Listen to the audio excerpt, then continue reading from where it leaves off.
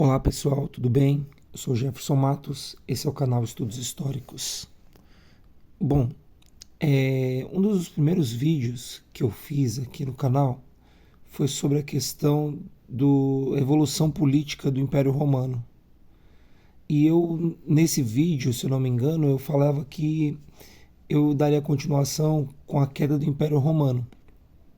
Só que passou-se o tempo e eu acabei não falando sobre a queda do Império Romano.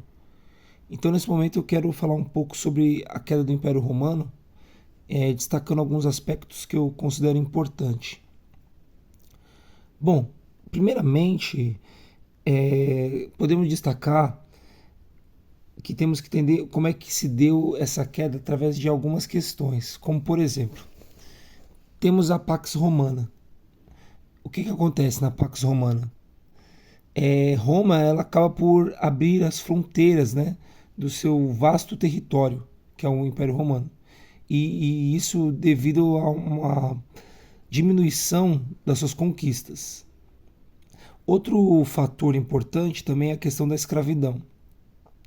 Como os romanos eles eram muito acostumados a conquistas, né, e ela vai fazendo muitos escravos, né, com essas conquistas. Vão saqueando localidades, conquistando povos. Mas ao diminuir a sua expansão, ela sofre com uma crise de falta de escravos, porque eles não gostavam de trabalhar o serviço braçal. Eles gostavam sempre de escravizar, né? De ter pessoas para fazer o trabalho duro.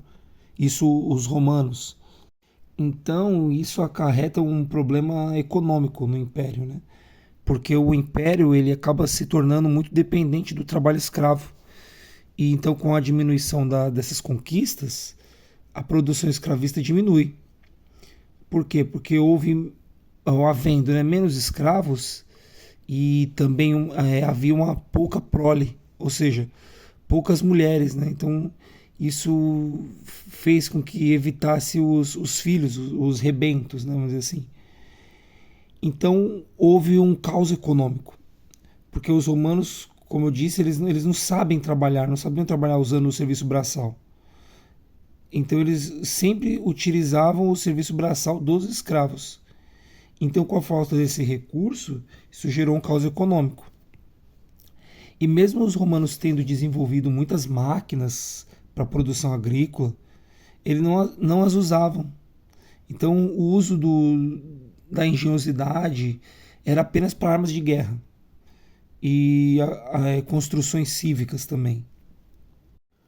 Outro causador da queda do Império Romano também foi o latifúndio. Então, o que acontece? Havia grandes propriedades, mas baixa produtividade. Então, devido a poucas máquinas, falta de mão de obra, os donos de terra não investirem em máquinas, e sua única perspectiva de solução era a aquisição de escravos, então os mesmos já estavam se tornando muito caros, os escravos, né? Então as mulheres, por serem mais baratas, ficavam nos lugares mais perigosos, como em máquinas de moinho, por exemplo. Outro ponto importante é que a crise ela não se deu no Império Grego, no Oriente, que é o Bizâncio, né? E sim no Ocidente, em Roma. Outro agravante também da questão da queda do Império Romano são os colonos. Por quê? Porque são homens da cidade, né?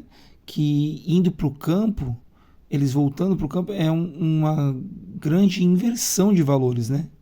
E mais um sinal da queda do Império Romano. Alguns escravos também viviam como colonos, né?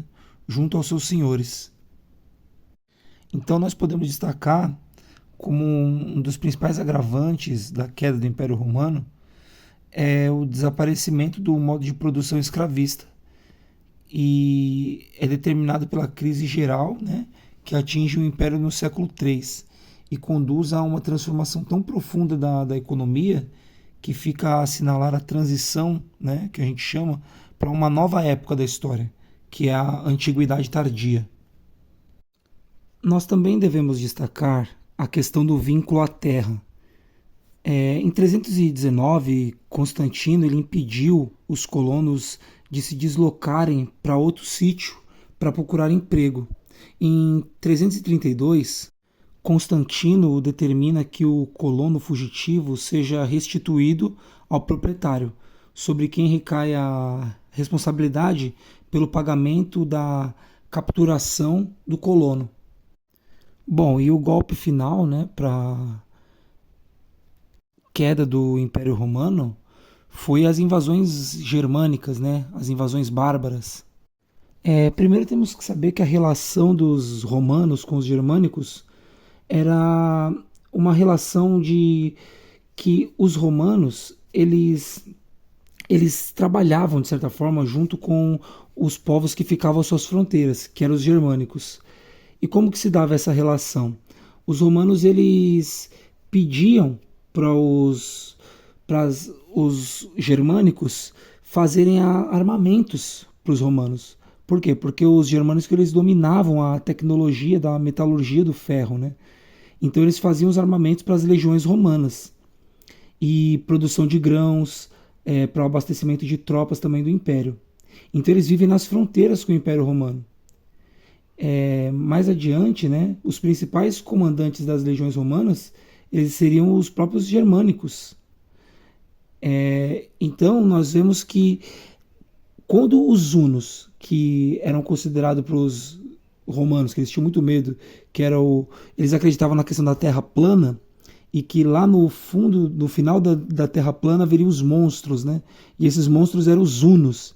Então, quando esses hunos da Mongólia, da planície húngara, né, eles invadem os germânicos, há uma batalha entre eles e eles meio que são colocados para entrar quase que empurrados para entrar no Império Romano. Havia tropas, ou melhor, havia germânicos que foram colocados no Império pelos próprios romanos. Os germânicos eles foram colocados pelos próprios romanos. Mas outros não, outros foram invadindo até que eles viram que as fronteiras estavam abertas e eles entraram e nunca mais saíram. Os germânicos eles tinham grande admiração pelos romanos. Eles queriam fazer parte do Império Romano. A igreja, né, ela substitui o império que é sediado em Roma. Então, nós vemos que os germânicos eles tinham aquela admiração pelas capas vermelhas e buscam serem, na verdade, os próprios romanos. E eles começam a fazer um novo império. Mas isso nós teremos que ver mais adiante, quando nós formos falar sobre os francos. Bom, pessoal, por enquanto é isso.